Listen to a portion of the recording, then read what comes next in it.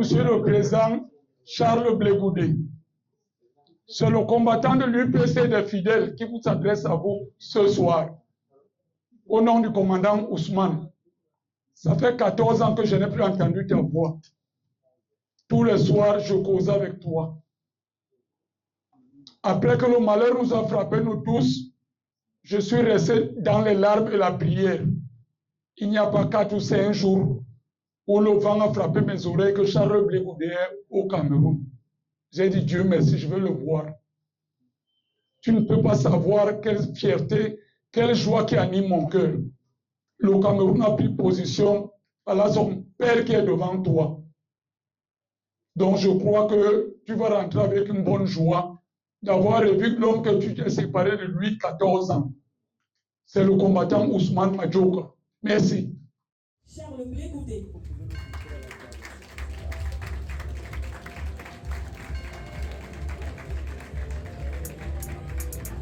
Bienvenue au président Charles Blé Goudé dans cette magnifique salle.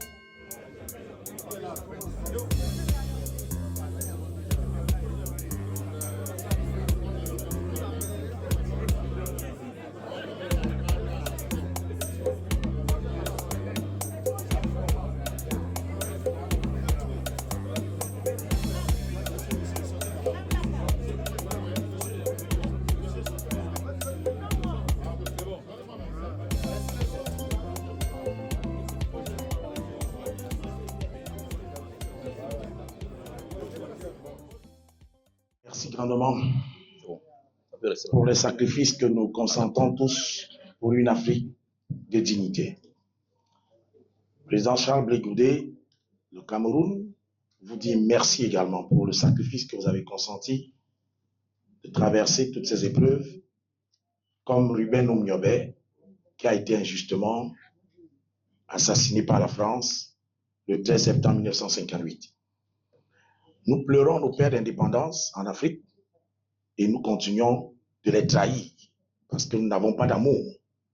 Président Blé Goudé, dans cette perspective qui vise à redonner à l'Africain, vous avez parlé d'une éducation africaine proprement dite.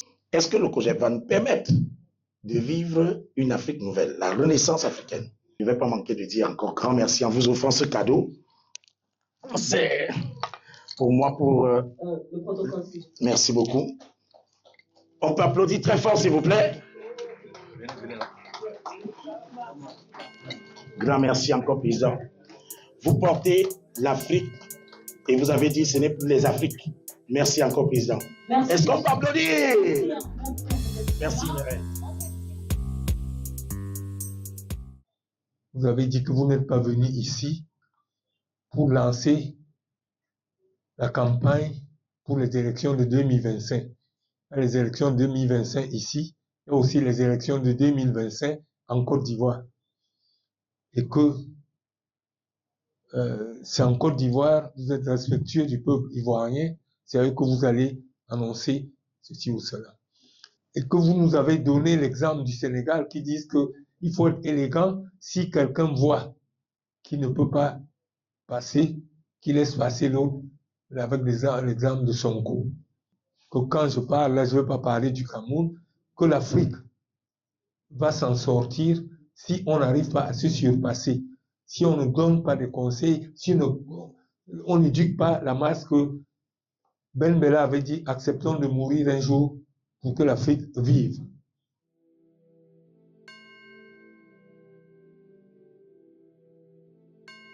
Ça, c'est un cadeau spécial. D'accord. Les chansons que j'ai faites pour vous pendant tous ces moments. Moi, j'ai aimé la personne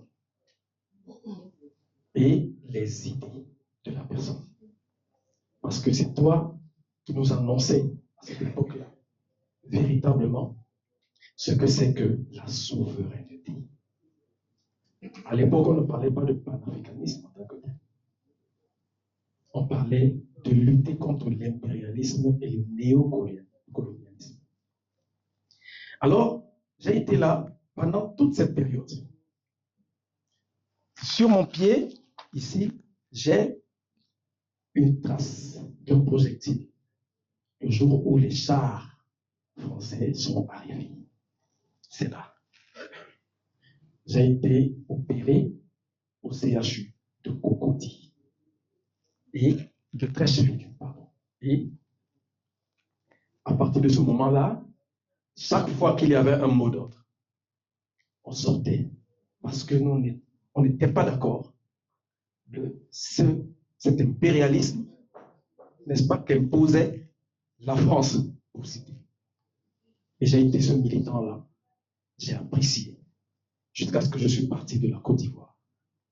Ma fille est née, Sephora. Elle a dit, elle va me suivre. Elle a gardé sa nationalité, elle est ivoirienne. Parce que j'ai décidé que la lutte que j'avais commencée, elle va la poursuivre. Moi, je suis Gabonais et je vis au Cameroun. Et dès que je t'ai vu, quand tu es rentré de la Cour pénale, j'ai dit maintenant, depuis 2001, je crois que le COJEP a été créé, j'ai dit maintenant, je vais adhérer au COJEP. Et ma fille également va adhérer au COJEP. C'est ce que j'ai décidé. Voilà. Et ma fille ici,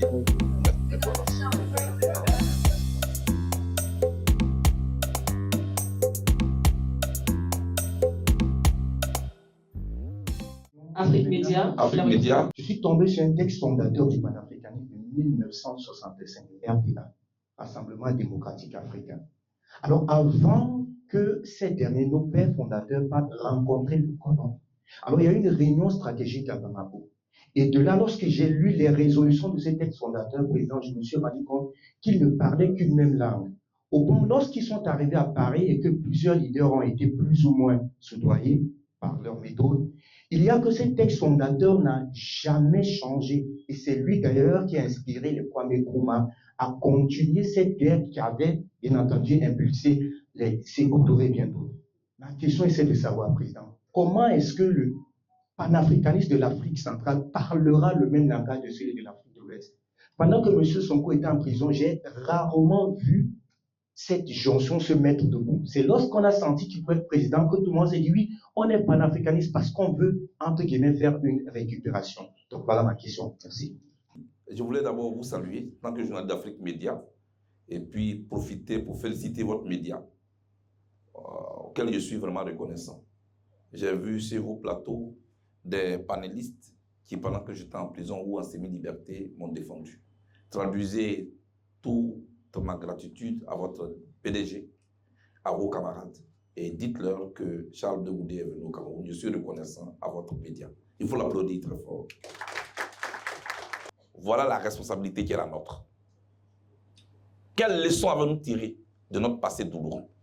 Moi, devant vous, je prends l'engagement. Je fais le tour de l'Afrique pour conscientiser, pour sensibiliser, pour amener l'Afrique à quitter les Afriques, pour être l'Afrique. Tel est mon engagement. Je vous remercie. Je vais vous dire, tant que ce n'est pas fini, ce n'est pas la fin. Il ne faut pas que le premier obstacle vous fasse reculer. Ce que l'Afrique vit est un moment de notre histoire. Demain, ça peut être le contraire. Nous pouvons être le continent. Nous pouvons être là où tout le monde vient. On peut compter avec nous. La vie est dynamique. Ne vous découragez pas. Ce n'est qu'un moment de notre vie. Ce n'est qu'une étape de notre vie. Nous avons des enfants dignes qui sont en train de prendre la tête de nos États. Il faut les encourager. Ne négligez personne. Parce que celui que vous êtes en train de négliger aujourd'hui, vous ne savez pas qui il sera demain. Les policiers qui sont allés arrêter Diomaye Faye à son bureau, à Dakar, allez leur demander aujourd'hui. Ce jour-là, est-ce qu'ils savaient qu'ils étaient en train de menotter le futur président du Sénégal? Non, ils ne savent pas. Ceux qui sont allés encercler le domicile de Ousmane Sonko, qui l'ont étouffé, qui l'ont arrêté, qui l'ont brutalisé, qui ont cassé les pare-brises de sa voiture, est-ce qu'ils savaient qu'ils étaient en train de brutaliser le futur Premier ministre du Sénégal? Aujourd'hui, ils sont sous ses ordres. Voilà ce que la vie nous dit comme enseignement. Ne négligez personne. Le dernier d'aujourd'hui peut être le premier de demain. Celui qui souffre aujourd'hui peut être celui qui donne les lois de demain. Chers amis, oui, nous sommes en difficulté en ce moment en tant que continent, mais ce n'est pas la fin. Nous allons inverser le rapport des forces. On ne passera pas par la violence, on va passer par la formation. Mais nos dirigeants, nos leaders doivent être capables de se dire qu'ils doivent planter un arbre et ne pas eux-mêmes forcément profiter des fruits de cet arbre, mais être heureux un jour que d'autres profitent de l'ombre de ces arbres. Comme Martin Luther King l'a fait. Parce qu'au moment où il prononçait le discours I Have a Dream, Barack Obama avait 2 ans. Mais qui est le noir qui a profité du fruit du combat de Martin Luther King et qui a été élu le seul noir président des États-Unis? Il s'appelle Barack Hussein Obama. Pendant que les noirs africains, les noirs américains souffraient. C'est de ça que je vais vous parler. Dans cette salle, il y a un futur ministre. Dans cette salle, il y a un futur député. Dans cette salle, il y a un futur président. Dans cette salle, il y a un premier ministre futur. C'est de ça qu'il s'agit.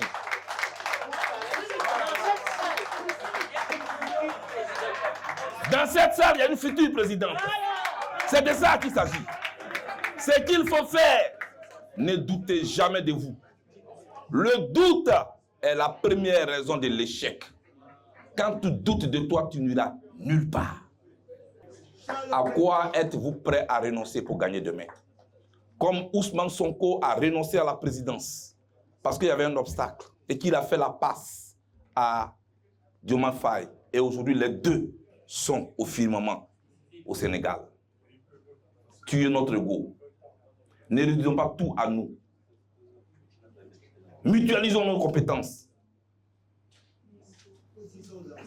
Conjuguer nos efforts. C'est ça qui peut nous amener à la victoire.